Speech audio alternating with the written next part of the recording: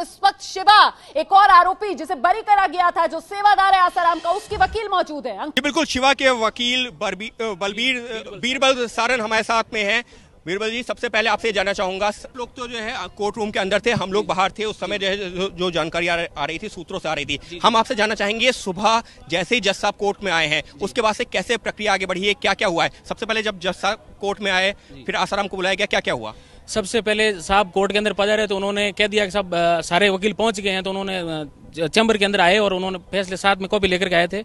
आते ही उन्होंने जो एक्यूज थे उनको सबको बुला लिया और हमें भी सुना कि भाई आ जाओ फैसला सुनाते। उन्होंने इसका शिवा और प्रकाश का तो उन्होंने कह दिया कि ये तो एक्विटल कर दिया गया है। सबसे पहले शिवा और प्रकाश के बारे में, सबसे पहले शिवा और प्रकाश के बारे में सुनाया। इन दो एक्यूज को कोर्ट ने एक्विटल कर दिया। ये उस समय का हम आपसे जानना चाह रहे हैं, जब दोषी करार दिया था उस समय क्या हुआ था? दोषी करार दिया था, बिल्कुल ही शांत माहौल था और चुपचाप बैठे हुए थे, ये कोर्ट का माहौल था।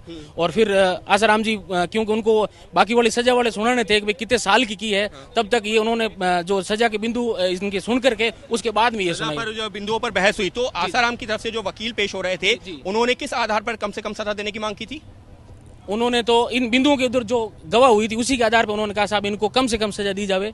अगर हम बात करते हैं प्रोसिक्यूशन की, सरकारी पक्ष के वकीलों ने किस आधार पर कहा था अधिकतम सजा दी जाए? क्योंकि सरकारी पक्ष ने कहा था कि इनको अधिकतम सजा दी जानी चाहिए। सरकारी गवाह का तो सरकारी पीपी का तो ये था ही साहब के इनको जो जे एक्ट के अंदर है, 376 के अंदर है, उनको पोक्सो करना है, तो उन्होंने कोर्ट ने बरी कर दिया था इनको। अगर हम जो एक तय वक्त के हिसाब से आपसे जानना चाहें, सुबह करीबन 10:30 बजे के आसपास मामले में जज साहब कोर्ट रूम में आए सर, तो वो कैसे कैसे वक्त आगे बढ़ा है?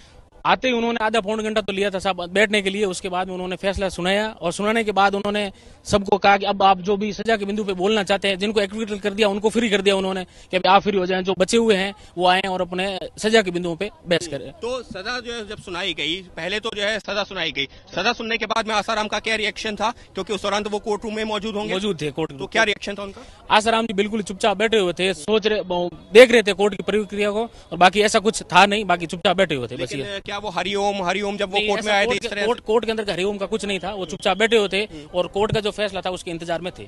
एक बार जब उनको दोषी करार दे दिया गया, फिर उनके वकीलों ने उनको बताया कि उनको किन किन धाराओं में दोषी करार दिया गया है?